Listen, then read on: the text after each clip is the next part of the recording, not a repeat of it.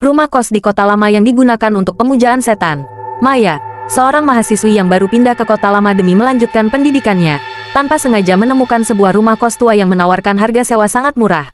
Tertarik dengan kesempatan tersebut, ia memutuskan untuk tinggal di sana meskipun rumah itu tampak suram dan agak terabaikan. Seiring berjalannya waktu, Maya menyadari ada sesuatu yang tidak beres dengan tempat tersebut. Rumah kos itu ternyata memiliki sejarah kelam, sebuah sejarah yang melibatkan pemujaan setan dan ritual gelap yang dilakukan oleh para penghuni masa lalu. Maya harus berjuang keras untuk bertahan hidup di tengah teror yang semakin menjadi-jadi. Dalam usahanya untuk mengungkap misteri rumah kos itu, Maya harus menghadapi kekuatan gelap yang tak terbayangkan sebelumnya. Di akhir cerita, ia menyadari bahwa tak semua yang tampak aman di luar bisa dipercaya. Maya baru saja tiba di kota lama setelah menjalani perjalanan panjang dari kampung halamannya. Kota ini terkenal dengan bangunan-bangunan tua yang masih kokoh berdiri, menciptakan suasana yang agak suram dan mistis. Setelah menghabiskan beberapa hari mencari tempat tinggal yang terjangkau, Maya akhirnya menemukan sebuah rumah kos tua yang menawarkan harga murah.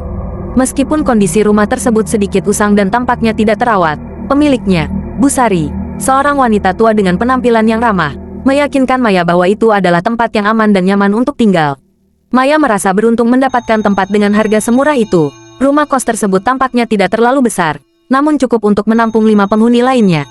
Semua penghuni lainnya, yang tampak berusia antara 20 hingga 30 tahun, sangat pendiam dan jarang berbicara satu sama lain.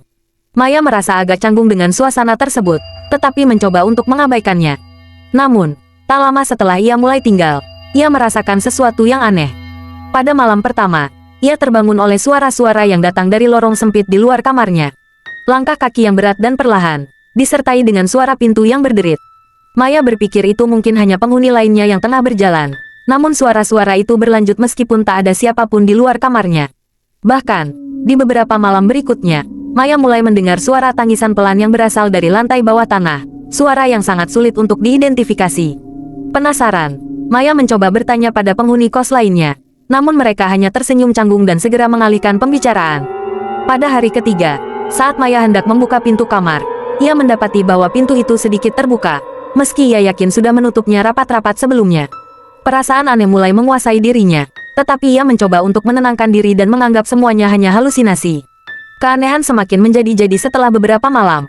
Maya mulai merasa seperti ada yang mengawasinya, bahkan saat ia sedang duduk di kamarnya atau belajar. Beberapa kali ia merasa ada bayangan bergerak di sudut matanya, tetapi saat ia menoleh, tidak ada apa-apa. Suatu malam, setelah ia memutuskan untuk tidak lagi mengabaikan suara-suara aneh yang terdengar, Maya memberanikan diri untuk menyelidiki rumah kos tersebut. Ia bertanya pada Raka, salah satu penghuni yang paling lama tinggal di sana, tentang asal-usul rumah kos ini. Raka tampak cemas saat menjawab, tempat ini punya sejarah kelam, Maya. Kamu tidak seharusnya menggali lebih dalam. Beberapa penghuni sebelumnya hilang. Dan ada yang mengatakan mereka menjadi bagian dari sesuatu yang lebih besar, sesuatu yang tak bisa dijelaskan dengan akal sehat. Raka memberi peringatan keras untuk tidak mencari tahu lebih lanjut, namun justru itulah yang membuat Maya semakin penasaran. Ia mulai mencari informasi lebih jauh, mengunjungi perpustakaan lokal untuk menemukan catatan tentang rumah kos tersebut.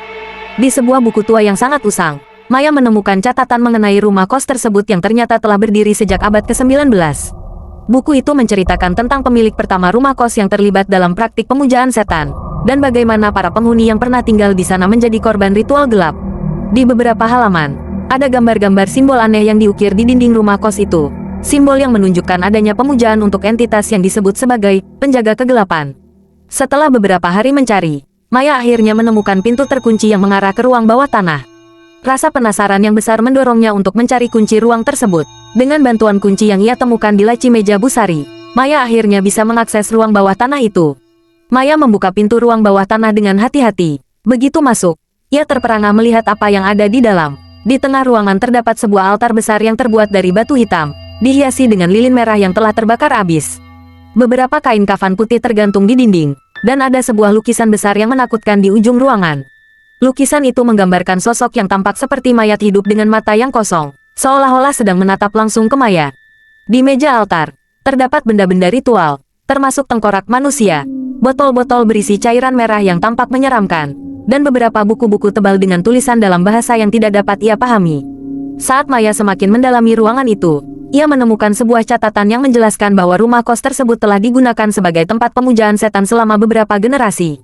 Pemilik rumah kos sebelumnya adalah seorang dukun yang menyembah entitas kegelapan, dan para penghuni rumah kos yang terpilih menjadi bagian dari ritual pemujaan yang dimaksudkan untuk menghidupkan kembali kekuatan iblis penjaga rumah itu. Namun, apa yang paling mengejutkan Maya adalah temuan sebuah foto tua di salah satu buku. Foto itu adalah gambar dari beberapa penghuni kos sebelumnya, dan satu orang di foto itu adalah Busari, sang pemilik kos. Ternyata, Busari adalah bagian dari keluarga yang telah menjalankan ritual pemujaan ini selama beberapa generasi, dan Maya baru saja menjadi bagian dari takdir yang telah dipersiapkan untuknya. Pada malam yang sama, Maya memutuskan untuk keluar dan mengungkapkan kebenaran kepada polisi. Namun, saat hendak pergi, pintu rumah kos terkunci sendiri, dan penghuni lainnya yang tampak biasa-biasa saja, tiba-tiba menunjukkan wajah-wajah menakutkan. Mereka mulai mendekati Maya, dan Raka, yang ternyata juga merupakan salah satu keturunan keluarga pemuja setan, mengungkapkan bahwa Maya telah dipilih untuk menjadi bagian dari ritual pemujaan berikutnya. Ini adalah takdir, Maya. Tidak ada yang bisa kamu lakukan untuk menghentikan ritual ini, kata Raka dengan suara yang dingin. Maya berlari menghindari mereka, tetapi para penghuni mulai mengejarnya dengan kecepatan yang tidak wajar. Ia melarikan diri ke ruang bawah tanah, berharap bisa menghancurkan altar pemujaan dan simbol-simbol yang ada. Dalam proses yang sangat brutal, Maya berhasil membakar altar pemujaan dan menghancurkan buku-buku ritual yang ada. Namun, kekuatan gelap yang telah dibangkitkan sangat kuat, dan Maya harus bertarung melawan arwah-arwah yang merasuki tubuh penghuni rumah kos. Raka mencoba melawan, tetapi akhirnya ia menjadi korban kekuatan tersebut. Dengan sisa-sisa kekuatannya, Maya melarikan diri dari rumah kos yang terbakar habis, meskipun tidak tanpa biaya. Ia melaporkan kejadian tersebut kepada polisi, dan rumah kos itu akhirnya dihancurkan. Setelah insiden itu, Maya merasa lega, tetapi bayang-bayang ketakutan terus menghantuinya. Ia kembali ke kampus, tetapi suara-suara bisikan dari masa lalu terkadang terdengar. Ia selalu merasa ada yang mengawasinya, dan kadang-kadang ia melihat sosok-sosok yang tampak seperti arwah yang terperangkap di dunia ini.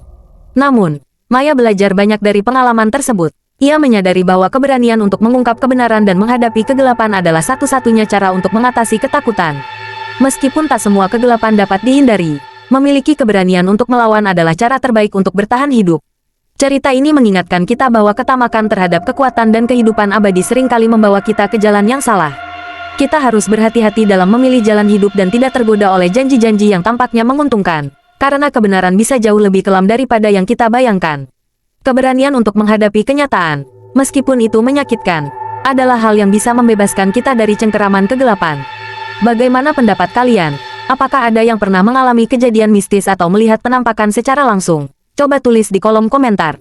Jika kalian suka dengan video ini jangan lupa like, subscribe, dan tekan tanda loncengnya agar kalian menjadi orang pertama yang menyaksikan video terbaru kami. Terima kasih.